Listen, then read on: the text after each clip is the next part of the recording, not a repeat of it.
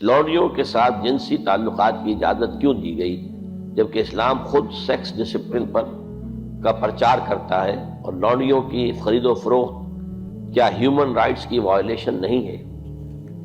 یہ مسئلہ ذرا ٹیڑھا ہے۔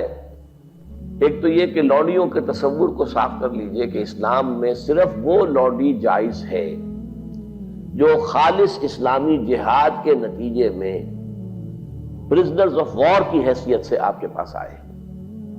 یہ نہیں ہے کہ کسی آزاد لڑکی کو، عورت کو پکڑا اور اسے زبردستی جو ہے وہ کہیں بیچ دیا اور وہ غلام ہو گئی، یا جیسے کہ امریکنوں نے کیا تھا کہ ہزاروں ویسٹ افریقن کنٹریز سے یہ حبشیوں کو پکڑا اور ان کو لے جا کے وہاں پر جو ہے منڈیوں میں بیچ دیا۔ یہ نہیں، یہ جائز، حرام، بالکل حرام۔ البتہ ایسی اگر شکل ہے کہ جنگ ہو رہی ہے آپ کے اور کفار کے مابین، اب اس میں جو پی او ڈبلیوز آ گئے ہیں، دو راستے ہیں، یا تو کنسنٹریشن کیمپس میں رکھیں گے انہیں، وہ آپ کی معیشت پر بہت بڑا بوجھ ہو جائے گا، اور پھر ان کی زندگی بھی اب نارمل ہوگی۔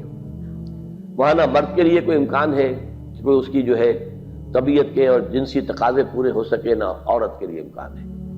اس کے لیے اسلام نے تجویز کیا کہ انہیں معاشرے میں تقسیم کر دیا جائے، ڈسپرس کر دیا جائے۔ معاشرے میں جائیں گے وہ کسی کا غلام بن گیا ہے، کسی کی لونڈی بن گئی ہے۔ اب ان کو حکم دیا گیا جو خود کھاتے ہو انہیں کھلاؤ، جو خود پہنتے ہو انہیں پہناؤ، اور ان سے اگر کوئی سخت کام لینا ہو تو اس میں خود بھی شریک ہو جاؤ۔ انہیں یہ احساس نہ ہو کہ چونکہ ہم غلام ہیں تو ساری سختی ہم پر ہی ہے۔ اور ان کے لیے بھی پھر یہ کہ نیکی کے کاموں کے اندر یہ ہے کہ ان کو آزاد کر دینا، یہ بڑی نیکی کا کام ہے۔ کوئی مرد کہتا ہے صاحب میں اتنے 1000 روپے آپ کو دے دوں گا محنت کر کے، کمائی کر کے، آپ مجھے آزاد کر دیں، اسے مکاتبت کہتے ہیں۔ یہ معاہدہ ہو سکتا ہے اور آپ کو اس کا معاہدہ قبول کرنا ہوگا۔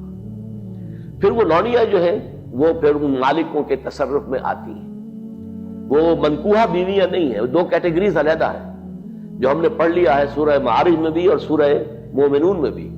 والذین هم لفروجہم حافظون الا علی ازواجہم او ما ملکت ایمانہم، تو یہ دو کیٹیگریز علیحدہ ہیں، بیویاں ہیں، منکوحہ بیویاں، اور یا پھر جو تمہاری ملک یمین ہو لونڈیاں ہوں۔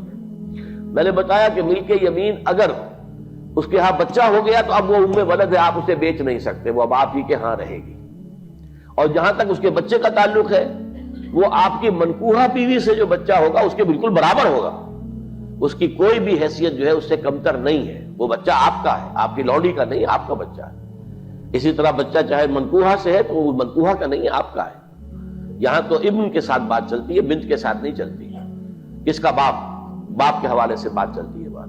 تو اس اعتبار سے حل کیا گیا اس مسئلے کو ایک خاص انداز میں، اور اس انسٹیٹیوشن کو ختم نہیں کیا گیا۔ قرآن مجید میں جیسے تدریجاً شراب حرام کر دی گئی، تدریجاً سود حرام کیا گیا، اسے بھی حرام کیا جا سکتا تھا بالآخر، لیکن نہیں کیا گیا۔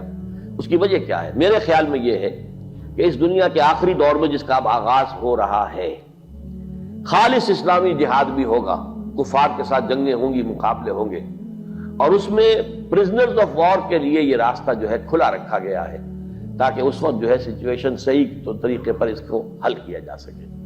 ھذا ما عندی والعلم عند اللہ۔ یہ بھی ہو سکتا ہے کہ کسی کی لونڈی، آپ ہی کی ایک لونڈی بھی ہے اور ایک غلام بھی، آپ ان دونوں کے اندر شادی کرا دیتے ہیں، اب وہ میاں بیوی ہو گئے، اور یہ کہ اب آپ پر حرام ہے وہ بیوی، وہ جو لونڈی ہے، آپ اس کے ساتھ کوئی جنسی تعلق نہیں رکھ سکتے۔ آپ نے اجازت دے دی تو گویا کہ اپنے حق سے آپ دستبردار ہو گئے، آپ نے غلام کے نکاح میں اسے دے دیا۔ اس میں البتہ یہ ہے کہ پھر ان کی اولاد جو ہوگی وہ غلام ہی ہوگی، باپ بھی غلام ہے، ماں بھی غلام ہے، تو ان کی اولاد غلام ہوگی۔ یہ انہی کی اولادیں ہیں کہ جو ہمارے معاشرے کے اندر آپ کو معلوم ہونا چاہیے کتنی بلندی تک پہنچی ہیں۔ خاندان غلاماں جو ہندوستان میں اسلام کی پہلی حکومت قائم ہوئی، کون تھے؟ قطب الدین ایبک غلام تھا، شمس الدین التتمش غلام تھا، غیاث الدین بلبن بہت زبردست حکمران تھا، روب و داغ والا، غلام تھا۔ یہ غلام خاندان تھا، خاندان غلامہ کے نام سے آپ نے ان کی تاریخ پڑھی۔ اور اس وقت مصر میں بھی ممالک کی حکومت تھی، مملوک کہتے ہیں غلام کو، ملکیت ہوتا ہے وہ اپنے آقا کی، تو ممالک کی حکومت تھی بہت بڑی، تو ان کو۔ اور پھر ہمارے یہاں بڑے بڑے ائمہ ہیں غلام، کہ جن سے جو بڑے خلفاء ہوتے تھے ان کے بچے بھی ان سے تعلیم حاصل کرتے تھے، تو ان کی جوتیاں سیدھی کرتے تھے، آپس میں لڑتے تھے۔ یہ مامون الرشید اور امین الرشید دو جو بیٹے تھے ہارون کے، وہ آپس میں لڑتے تھے کہ اپنے استاد کی جوتی میں سیدھی کروں گا، وہ کہتا میں سیدھی کروں گا، حالانکہ وہ غلام ہوتا تھا۔ تو یہ اسلام نے سٹیٹس دیا ہے انہیں، اور بہت ہی خوبصورت انداز میں اپنے معاشرے میں ایبزارب کر لیا ہے۔